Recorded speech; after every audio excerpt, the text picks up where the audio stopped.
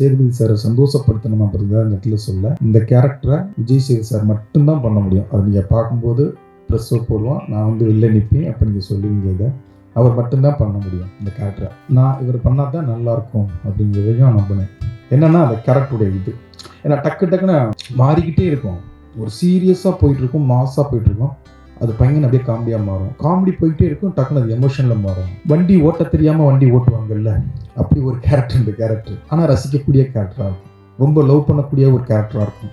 எந்த இடத்துலையுமே அந்த கேரக்டர் மேலே இரிட்டேஷனே வராது.